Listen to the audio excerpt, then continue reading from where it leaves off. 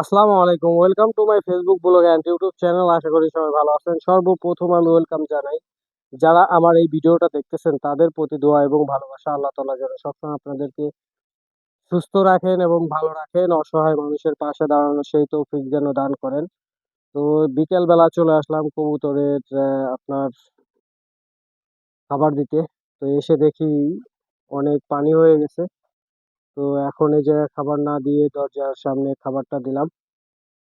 তো কিছু কবুতর খাওয়ার পরে সবগুলা চলে আসলো।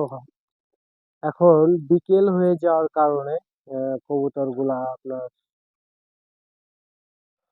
খাবার যাচ্ছে না।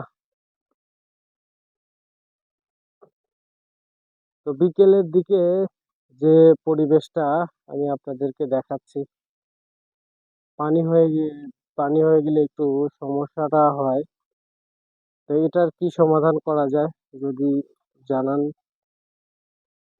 পানির সময়, বৃষ্টির সময় কবুতরগুলাকে নিয়ে একটু ঝামেলায় থাকতে হয়। তো আপনারাও এরকম ঝামেলায় যাতে না থাকেন এই জন্য পরামর্শ দেই, আপনারা যাতে উঁচু জায়গায় কবুতরগুলা রাখার চেষ্টা করবেন। আর সবসময় ভালো মানের খাবারটা দেওয়ার চেষ্টা করবেন, দেখবেন যে আপনার কবুতরগুলা ভালো থাকবে। আমি এখানে রেখে অনেকগুলা ফেস করছি যে বৃষ্টির সময় কবুতরগুলা রাখার সমস্যা, খাবার দেওয়ার সমস্যা, এবং রোদের সময় দেখা যাচ্ছে যে এই খোলা আকাশের নিচে কবুতরগুলাকে দেখভাল করা অনেক টাফ হয়ে যায়। কেননা অনেক রৌদ্র থাকে। তারপরেও কিছু গাছ এখানে দেয়া হয়েছে, এই গাছের মধ্যে থাকে যাতে রোদটা একটু কম লাগে।